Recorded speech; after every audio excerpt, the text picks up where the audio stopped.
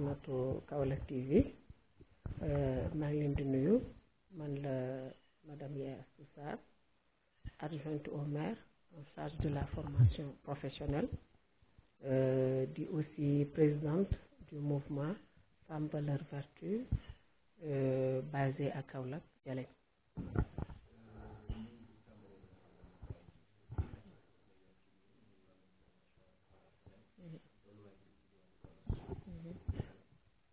waaw comme ni nga ko xamee ci élection locale yi passé dañu élire le maire Serigne Mboup avec une équipe boobu man ma bokk ci nekk adjointe au maire en charge de la formation professionnelle. ñu commencé nag ci liggéey bi mën nañu wax ne bi ñu jëlee fonction yi daanaka ba ci restif année bi yëpp mën nañu wax ne déroulé wuñ parce que dañu fekkoon un budget qui était déjà voté donc nekk suñu budget donc exécution bi dafa doon poser problème pour ñun mais yàlla dimbale ñu ba année bi ci topp décembre bi 2023 bi vraiment ñu voté suñu budget donc durant 2023 bi yëpp on a exécuté sur tous les plans gis nañ ko santé éducation formation assainissement les femmes vraiment dans le social lépp vraiment ñu liggéey macha allah. ñu continuer waat ba 2024 bi defaat suñu budget on est en train de dérouler.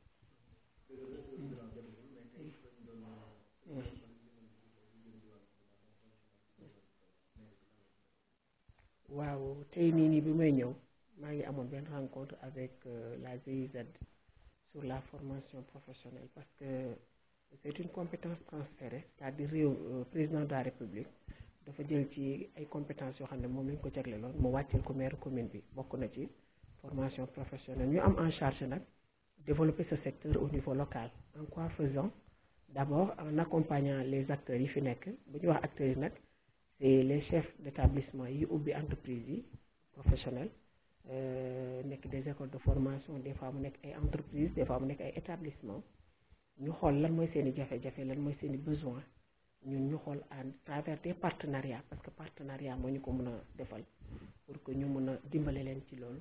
capacitation formation wala équipement wala développement. encore ci beneen volet bi la commune comporte beaucoup de jeunes yoo xam ne dañu nekk en manque de formation parce que ñëpp dañuy wuti liggéey mais il faut d'abord la compétence lan moo koy joxe mooy la formation professionnelle. donc ñun aussi la commune à travers les écoles de formation qui sont sur place dañuy nuyoo ak ñoom benn partenariat donc demande bu ñu jot rek ñu xool avec ce qui est disponible dans le budget pour accompagner notamment dans les bourses scolaires ak les aides scolaires ñu xool nan la ñuy accompagner les jeunes pour que ñu mën a dem dans les écoles de formation entre autres choses c'est ça. aussi peut-être pourquoi pas on a ça en vue créer un centre de formation de la commune parce que mairie habituellement daf doon am centre de formation surtout dans des secteurs yoo xam ne comme mécanique ak yooyu ñu gis ne loolu dafa dee donc projet la pour ñu def ko avec la GIZ aussi on a un projet de centre de formation dans les secteurs du froid et de la climatisation. waaw xam nga communauté yu mel ne ay conseil municipal wala assemblée c'est le peuple en miniature tey ñi ñu jël comme des conseillers et des conseillères ci biir mairie bi dañu jógee ci peuple bi ci quartier yi lañ jóge représenté maintenant bu ñëpp ñëwee kenn ku nekk da ngay ñëw ak sa soxla kenn ku ñëw ak sa gis-gis maintenant ci échange yi te la ñuy retrouver woo ñi réeroon dellusi ñi nga xam ne xamul ñu daal di dellusiwaat loolu mooy indi que le débat soit houleux quelquefois et c'est tout à fait normal parce que ku dajale réew ci penc pour ñu waxtaanee foo coow am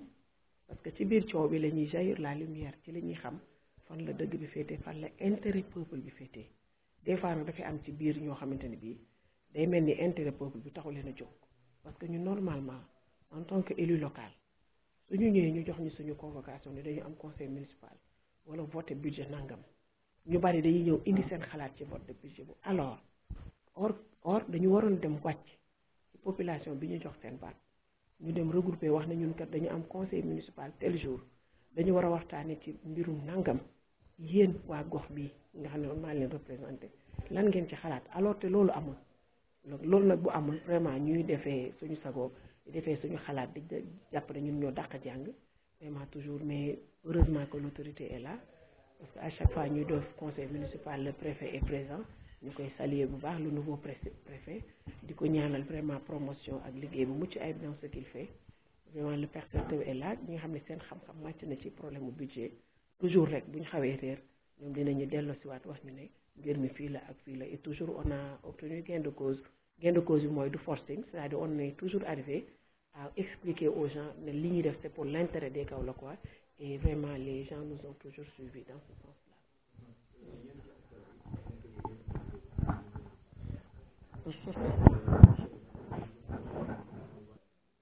waaw xam nga ku boot bokki xaj baw la c'est ça qu'on dit alors c'est tout à fait normal que quand on est là nekk di jiite que nit yi mën a wax li leen naqari c'est tout à fait normal c'est la démocratie mais il est aussi important de rappeler que la mairie de Kaolack c'est pas une personne c'est toute une équipe. Nous avons une équipe, le conseil municipal est composé de 80 conseillers municipaux. Je pense que am nawle am na ci presque plus de la moitié. Ci biir conseillers municipaux yooyu am nañu 17 adjoints au maire. Adjoints au maire mooy lan mooy ñi nga xamante ne bii ñoom ñooy wuutu maire ci liggéey bi parce que le maire seul ne peut pas faire moo tax mu def équipe su doon loolu président de la république sax dafay def équipe gouvernementale. Alors l'équipe municipale est composée de 17 adjoints au maire. xam nga 17 adjoints yi lan moo ko indi ah c'est par rapport aux compétences qui nous sont transférées en tant que commune santé am na ku koy lijjanti éducation am na ku koy lijjanti social am na ku koy lijjanti assainissement donc ñun noonu la ñuy tëggee suñu maire bi de sorte que monsieur le maire xam nga lu mu ci am la commission en partenariat avec les conseils municipaux ak liggéey bi ñu ci waral les services def dara jox ko pour moom mu signer pour ñu mën a exécuter donc qu'il soit là bien qu'il soit absent la mairie est là et le travail continue conseil municipal yi nga xamante ni dafay requérir dafay demander à ce que mu qu'il soit présent pour présider ko da ngeen gis muy ñëw mais nag qu'il soit là ou qu'il ne soit pas là mais dañuy liggéey la fonction maire moom reste maire te mu ngi ciy liggéey maintenant les autres activités daf koy def un chef d'entreprise daf koy dem liggéeyi il veut briguer la présidentielle mais dañ koy bàyyi mu dem mais nous en tant que collectivité locale on continue à travailler. Et pour preuve, pas plus tard que li ce matin, je viens de la mairie de présider une réunion avec le maire intérimaire Mbaye sur des centres de formation que nous voulons installer dans le secteur du froid et de la climatisation. Donc le travail continue sans ou avec monsieur le waaw suñu mouvement bi mu ngi tudd Femme Valeur Vertu. Alors Femme Valeur Vertu dafa nekk mouvement boo xam dafa juddu ci benn gox. C'est un mouvement qui dépasse même les frontières du Sénégal. Nous avons des membres un peu partout dans l'international parce que bépp jigéen boo xam ne bokk nga ci yàlla def nga génn dem fa nga dem da ngay bëgg yaatal ko wala nga dégg ko nga oote ne dama bëgg kat Femme Valeur Vertu bi judd fii ma nekk rek permettre nañ la ko parce que Femme Valeur Vertu c'est un mouvement d'éducation et de formation. dañu gis ne il y a 10 ans ci ginnaaw bi ñu koy créer la femme était je sais pas nu mu ko mën a waxee était sur toutes les lèvres. ku am organisation ba ko développé ne da ngay dimbale femmes yi soo amee sa mutuelle bëgg développé xaalis bi ne damay dimbale femmes yi soo amee parti politique bëgg ñu ñëw rush da nga naan damay jàppale femmes yi. On s'est dit maintenant puisque ñun dañu am importance de telle sorte que tout le monde veut nous aider mais il faut que nous aussi ñu aider suñu bopp en quoi faisant mooy ñu capacité suñu bopp ba baax a baax xam ki ñu doon xam suñu taxawaay ba nga xam ne lépp lu mën a ñëw ci domaine bu mu nekk entrepreneurial politique ak leneen ñun taxawaay bi ñu fay nekk mu nekk taxawaay bu mucc ay ba nga xamante ne bi dina nekk une promotion pour nos temps pour la conservation de nos valeurs et de nos vertus parce qu'il faut dire que le monde est en évolution tey jii kenn ku nekk du wax ni lii ñuy dund nii c'est pas des opportunités clairement c'est des opportunités que nous offre le monde moderne mais aussi dafa fekk ñu am ay bases dans le culturel et dans la religion ñu ne Femme Valeur Vertu est là pour créer l'équilibre comment faire pour que ñun li nga xam ne ñu ngi ko doon dund ci ay valeurs ay vertus nous venons de nos cultures de notre religion naka la ñuy def ba boole ko ak le monde moderne ce qui nous offre comme opportunité pour créer cet équilibre là cette femme là qui est capable de voir entre ces deux mondes là lan moo ci baax mu jël ko pour vraiment faire sa promotion dans tout secteur bu mu nekk que ça soit politique que ce soit entrepreneuriat que ce soit même femme de ménage bi nekk këram naka lay toog ba sëyam bi mun ko sëy normal mën a jàppale ay njabootam ba mucc ayib ñun loolu mooy Femme Valeur Vertu waaw non nous sommes un mouvement apolitique parce que ñun jigéen ñëpp la ñu woo tey ñun gis nañ ne jigéen bu ñu gis tey nga nekk ci loolu boo bi jëndee carte membre ak boo jëndul carte membre ñun jàpp nañ ne femme valeur vertu nga te ci biir doxalin sax dañuy gis góor ñoo xam ne ni ñuy defee ils font la promotion de femme valeur vertu donc ñun nous sommes un mouvement apolitique dugguñu ci benn parti politique mais nag bu ma diree nan lañ def ba yegg ci mairie bi nous sommes des citoyennes à part entière parce que la femme en tant que chef de en fait pas chef de ménage en tant que membre de ce ménage wala nekk ci un élément boo xam ne bu important parce que góor ñi lu ñuy liggéey rek ñun jigéen ñoo koy concrétiser dans la famille comme j'ai l'habitude de le dire nous sommes les ministres des finances ñun ñooy régler budget bi salaire bu ñëwee ñun ñoo koy yaxanal nous sommes les ministres de l'éducation ñun ñooy toppatoo jàngu xale yi et cetera ministre de la santé mais tey jii bu ñu demee nag ba nga xamante ne bii vraiment suñu réew mosuñu xañ notre citoyenneté les femmes au Sénégal mosuñu xam guerre yi ñeneen ñi xam pour lutter sur nos droits de vote nous on a toujours voté ñu ne bu ñu demee ba nga xam ne réew mi soxla na suñu kàddu ñu dañuy transformer wu en des citoyennes citoyenne mooy lan mooy jigéen bi nga xam ne doxalin ni réew mi war na ci dugal loxoom parce que maintenant les études ont montré que la femme doit obligatoirement participer dans le tissu économique de ce pays-là dans ce développement-là nous ne pouvons pas ne pas être absentes population bu ñuy wax ne plus de la moitié sont des femmes mais ñun bu ñu bokkul ci le développement de notre pays est-ce que le pays va se développer alors pour cela dañu ne bu def suñu droit civique jotee on se transforme en citoyenne mais non pas ñu dem adhérer ci benn parti mais on regarde ñi nga xam ne ñu ngi dagaan askanu baatu askanu réew bi ñu xool ñi nga xamante ne bi ñun suñu vision ci jigéen ci promotion ak lan la jigéen war a représenter am na ko ci yor ku niroog moom ñu ànd ak moom loolu moo ñu boole ak ànd nawle ci élection législative locale yi passé ñu ànd ak ñoom nekk ci mairie bi avant ça àndoon nañoo Afia Loum le maire Afia Loum en 2014 bokkoon ci coalition bu ñuy coalition Kaolack rek aussi pour dem ci ay élections c'est toujours comme ça qu'on fait mais après nag on revient à la maison mère on va liggéeyal jigéen taxawaay. c'est toujours un problème parce que je me dis man tey fépp foo xam ne présente naa fa rek femme valeur vertu laa fa présenté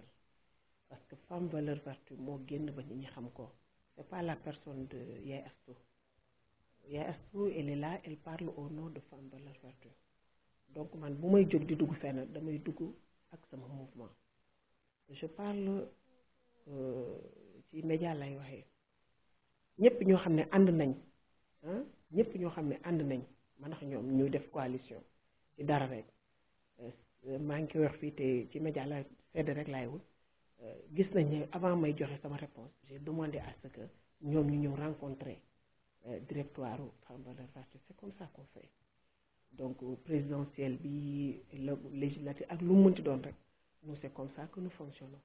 bu ñu demee daal ba gis ne ñun nit ki daal niroon nañu moom ay valeur ay vertu ci li ñuy en matière de femme rek ñun jox nañ ko suñu baat moo xam présidentielle la moo xam législative la moo xam niveau local la non man ànduma keneen ci mbirum politique ñun dañu am on a benn entité bu ñu woowee le projet est constitué de différentes entités notamment Femmes Valeurs Vertu projet bi ñu fi nekk d'abord c'est coordonné par le professeur Papa Ibrahima Seck un philosophe ñëpp xam moom moo koy présider moo ñuy defal formation yi dans le projet nous avons des imams nous avons des sëriñ daara nous avons des enseignants nous avons des banquiers nous avons des agents opérateurs économiques c'est des gens yoo xamante ne bii dañuy daje maanaam penc la boo xam ne moo tax ñu tuddee ko le projet à chaque fois qu'il s'y agit que benn problème de société ñëw dañuy daje ñu waxtaan ci harmoniser ne taxawaay bii lañ ci war a am ça c'est pas un parti ça c'est un projet nous sommes ensemble là-bas donc mënu wax ne présidentielle yi dama nekk foo xam ne dafa contre sëriñ wala non c'est pas ça je sais pas d'où est-ce que vous tenez ça nous on a un projet boo xam ne dañuy waxtaan suñu biir di càmbar ñun position bi ñu war a am ci dëkk bi lan la war a am tant au niveau local qu'au niveau national même au niveau international à chaque fois que benn problème génn dañu dajee def benn sumbu lël donc waxtaanee ko suñ paree man ma décentralise ko au niveau de Femme Valeurs Vertu sëriñ daara bi décentralise ko ci moromu daaraam yi banquier et cetera suñ paree nag ñu génne ay comment on appelle ça des prospectus yoo xam ne dañuy tënk actuellement ñu ngi nekk nii di bind sax parce que événement yi mujj nii le report des élections présidentielles on s'est réunis même le dimanche pour def ci on est en train de sortir les trucs pour que nit yi lii donc ñun éveil de conscience la ñuy def plutôt waxtaan ci pour que ñu bañ a far ci far rek mais ñu far parce que lii moo war lii moo jikk réew mi c'est en cela que consiste le projet bi ñu nekk ci la ñu nekk ci lañ nekk ak Thierno Alassane Diouf ma di ko remercier bu baax parce que c'est à travers lui que nous avons pris contact vous et moi dans le cadre de cette émission-là. C'est un agent du Crédit Mutuel. Il est membre du... Alors, j'avoue que man dama ko yéex ça parce que j'étais dans une cérémonie familiale. Il faut que je me internet. Après, j'ai vu. La première chose, mon pays est en danger. Je ne vais pas m'avertuer à dire qui m'a raison ou lequel a raison. Mais moi, je me situe du côté du peuple. Et lii ñu def même su fekkee juste lay bi président joxe mooy day bañ réew mi tàkk en réalité réew mi tàkk na c'est ça qu'il faut éviter parce que tey jii ñun on a tellement d'exemples li pays yu ñu wër ñu gis guerre bi naka la ko def ñu gis les coups d'état naka la ko def je pense que ñun suñu biir réew tous les acteurs politiques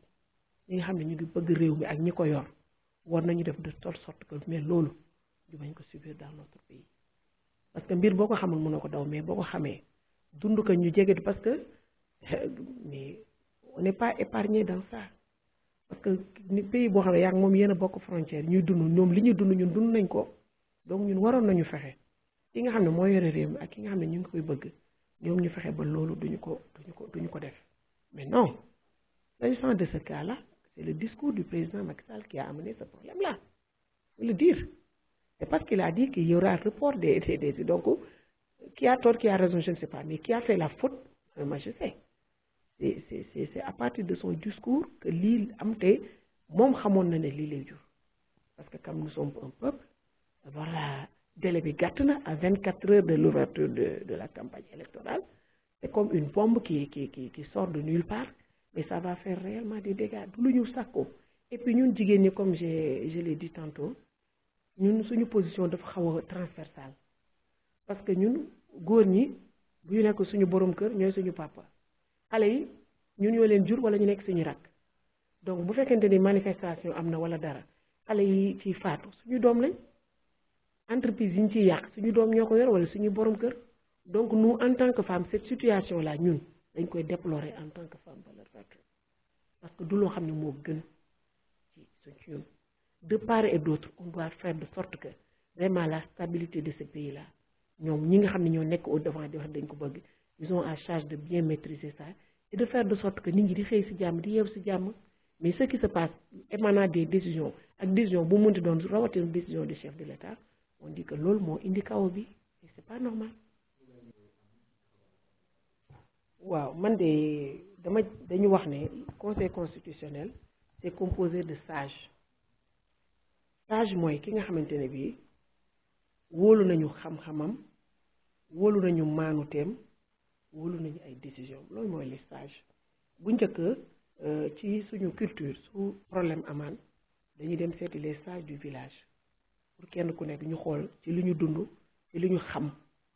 ñu régler problème boobu. Donc, si nous avons un conseil constitutionnel, 5 sages, de surcroît, des sages qui ont des xam-xam ci walum droit. Man de mënu imaginer ne fofu lu jaaral yoon dina fa jiddo. Mais nak sama conviction personnelle moy il y a des choses à dire quand même. Vraiment en tant que citoyenne, moi je me dis que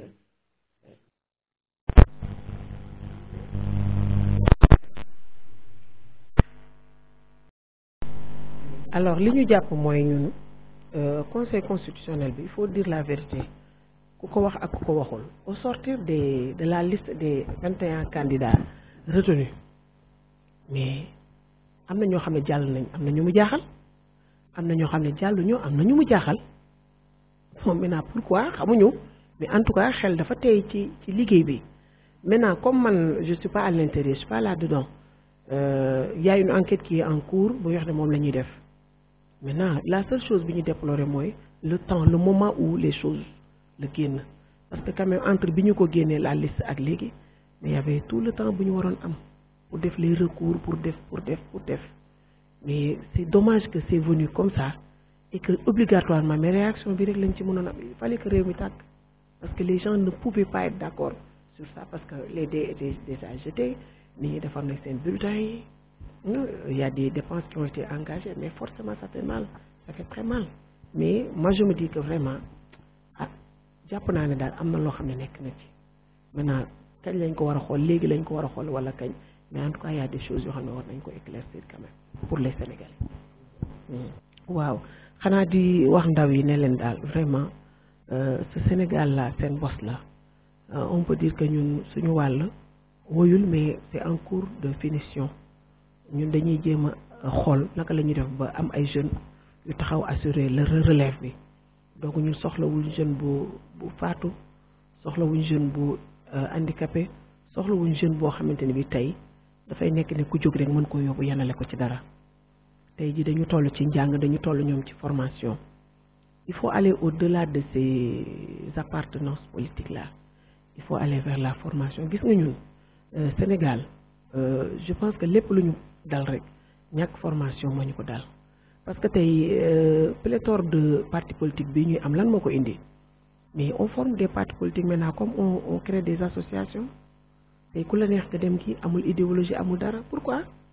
tey jii les partis ñun ñi nga xam ne dañu yore ci parti socialiste mais l'école du parti dafa existé woon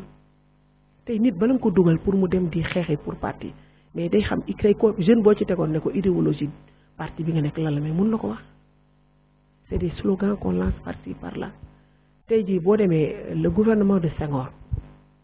képp koo xam ne def na ko ministre mais daf ko jàngloo t'envoie faire les études nga dem jàng ba pare def sa formation nga ñëw mu def le ministre